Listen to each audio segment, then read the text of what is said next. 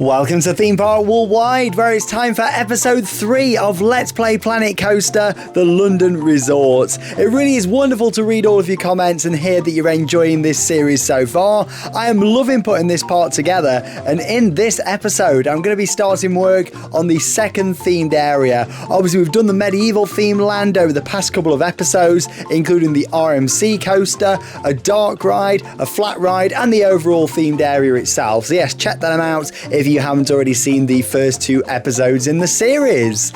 In this video, I'm going to be starting work on the area known as Base Camp. Now, this is like a dinosaur kind of institute themed area. And yeah, the CEO of the London Resort and kind of the creators behind it have said quite a bit of information about this area. So I've actually got quite a bit to go off. We know there's going to be 2 roller coasters in this area, and I'm going to be starting work on the first one of those in just a moment. One thrill, one family. There's also a dark ride. We know there's themed restaurants, and yeah, it's not kind of going to be a knockoff Jurassic Park themed area.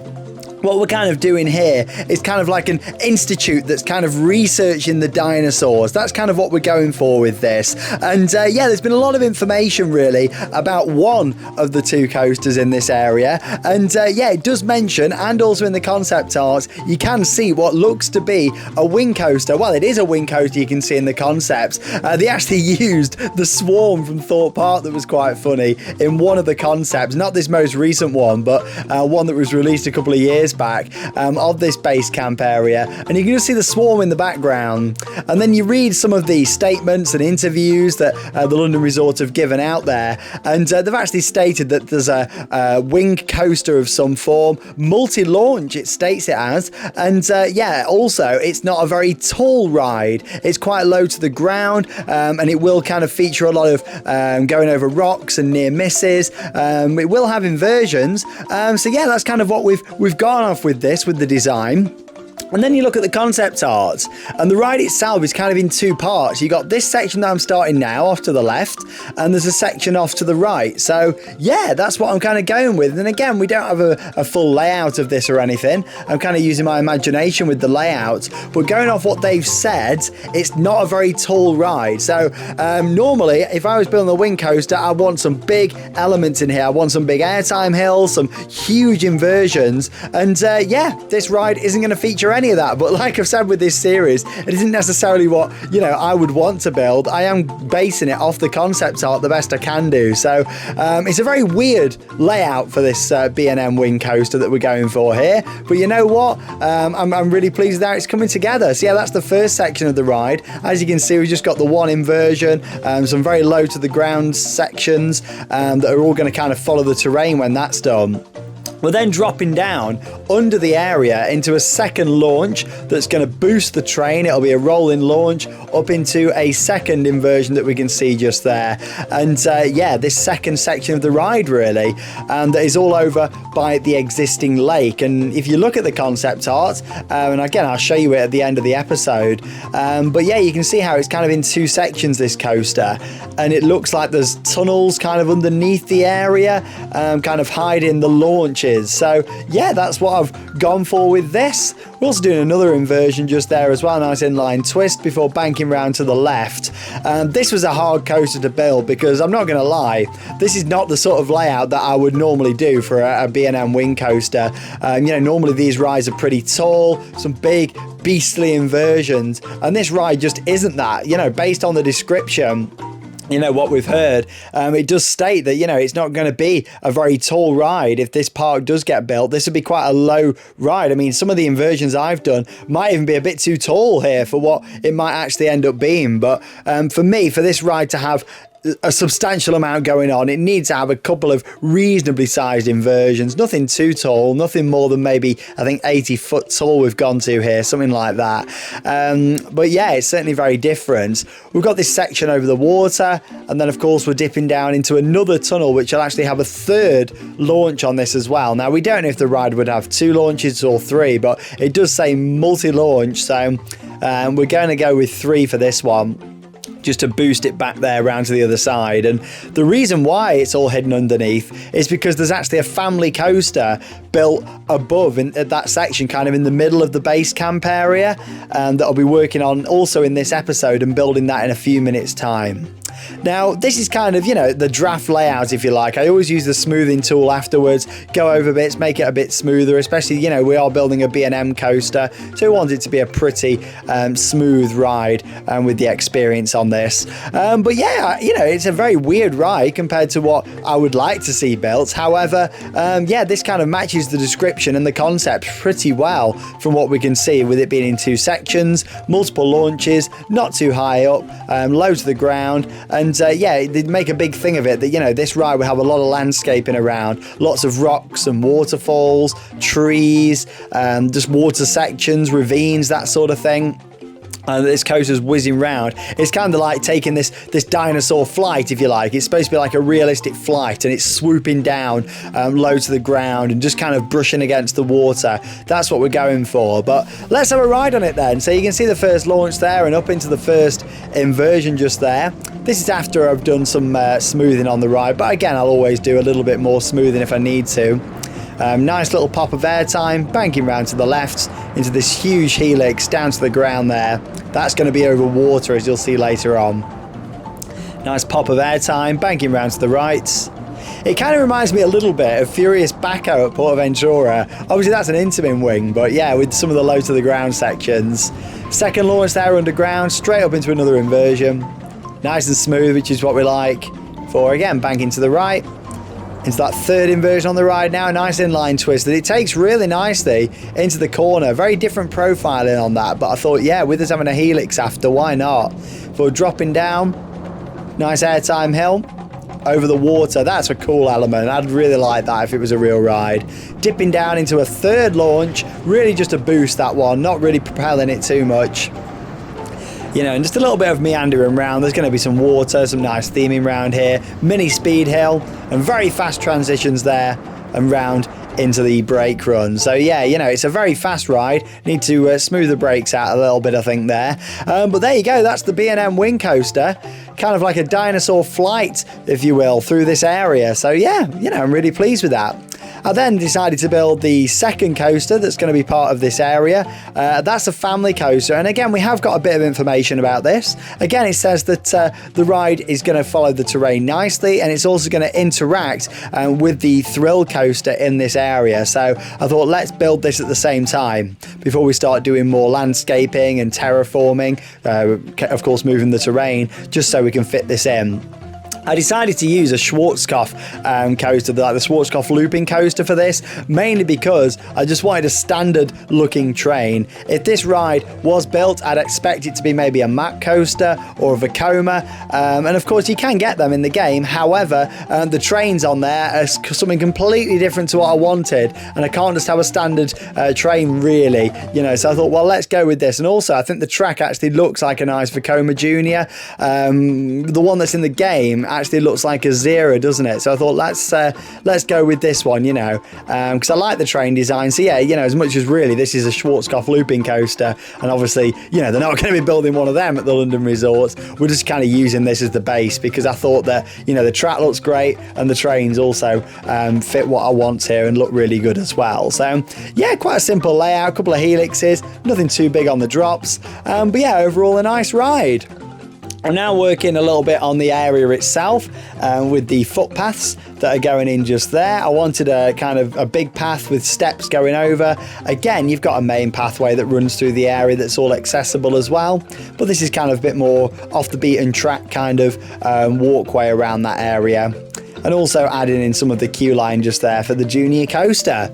So yeah, we've got 2 more coasters installed in this park, 3 in total now. Let's have a little ride on here just so that you can see exactly how this is. And again, once all the landscaping's done, this is going to look really, really cool around here. Obviously, this is base camp, so it is a dinosaur area. However, there's not going to be loads of massive dinosaurs around the area, because from the concept, it doesn't look like that too much. And even the CEO said this isn't going to be like a Jurassic Park rip-off, Jurassic World, that sort of thing. No, it's more of a research facility, if you like.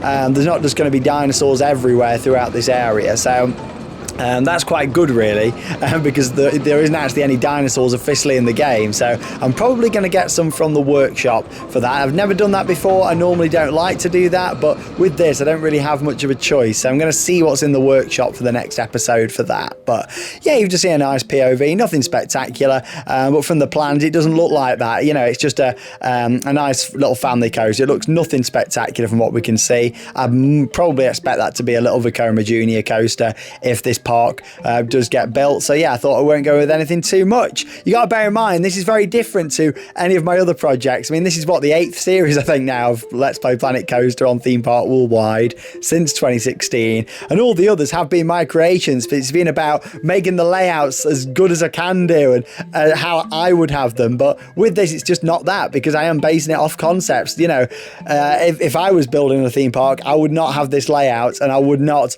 put 2 coasters how they are like this. However, that's how it looks in the concepts, so that's how I'm building it in the game. So there we go, that's how we're working with this series.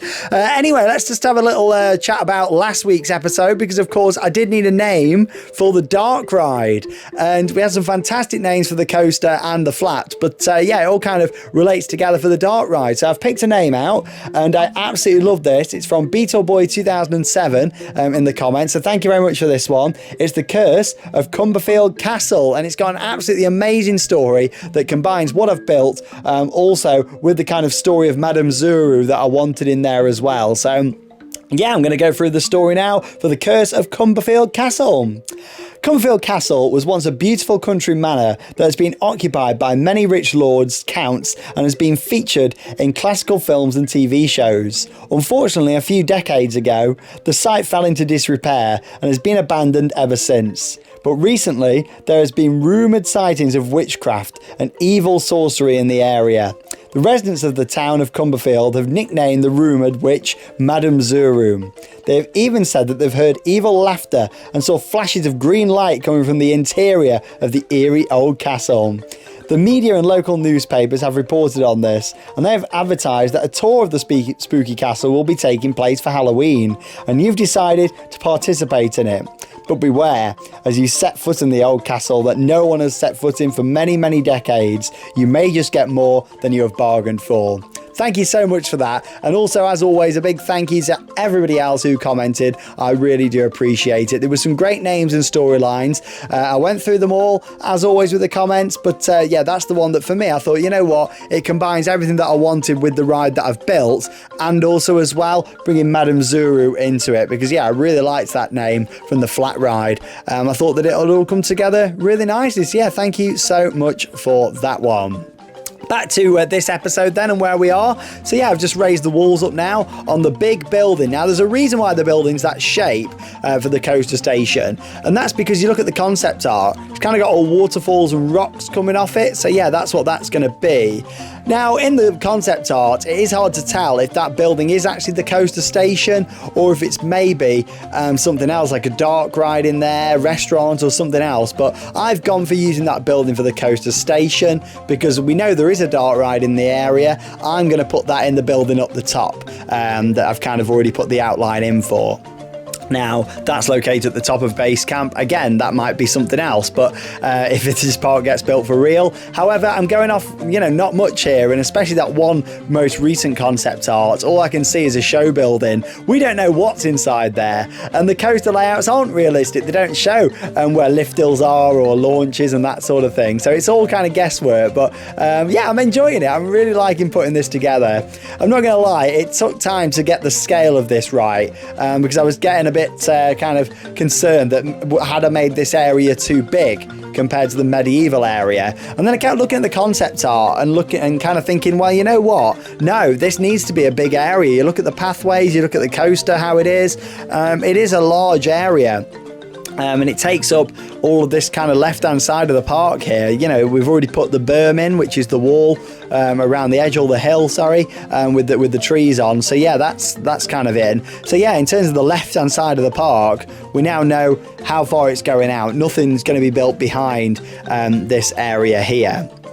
Now, as you can see, we are starting to approach the end of the episode, only a few minutes left. So yeah, as you can see here, I'm putting in some more rocks and also trees as well. We're going for some different style of rocks here. There's going to be a lot more here than the medieval area because, yeah, of course, it's this base camp area. It's going to have kind of a really nice foresty look about it, but also a bit tropical in areas as well. Kind of the area closer to the lake's going to have a lot of palm trees and more tropical plants before going further back towards the wing coaster. And yeah, all of that area, you know, we're going to be using more of the forest that you can see there, some of the darker, more kind of alpine-y trees around there that we're going for. But yeah, you know, I'm really pleased with how this is coming together. This is about 4 hours worth of work you're seeing in less than 20 minutes here, you know, so it was a big project. It took a long time to get to this stage. However, I'm really pleased with how it looks. And yeah, likewise, I am going to need names. Now, bear in mind, the wing coaster, we know from the CEO of the London Resort, is that it is actually the dinosaur. You are riding on this winged kind of dinosaur. So yeah, we're going to need a name that relates to that, a name for this dinosaur, and also for the junior coaster that, you know, I'm going to say that you're not riding a dinosaur. That's just part of the base camp kind of expedition, if you like. So yeah, a nice name for the family coaster and also for the wing coaster would be brilliant. And I'll reveal them in the next episode in this series. Continuing on, there's going to be another episode on Saturday. Like I say, I'm hoping to release 2 episodes a week, but that may not always be the case. I will try my hardest though. Here's a couple of concepts then. Firstly, showing the family coaster there. Love the green colour scheme. And also the wing coaster there as well. Looking absolutely awesome. I mentioned it earlier, but we'll have a look at the concept art again. Here's a look there. I zoomed in on this area that I've kind of worked on with the 2 coasters, the show buildings, this side of the lake, and then a zoomed out look at the concept art as well. The official concept from the London Resort, showcasing exactly how the park is going to look once it's complete. But yeah, this left-hand side now, from the middle to the left, is looking absolutely awesome. But there we go. I'll see you on Saturday. Get them name suggestions coming in, and I look forward to reading them. And yeah, that leaves me with one final thing to say. Get out there and keep on riding. And thanks for watching.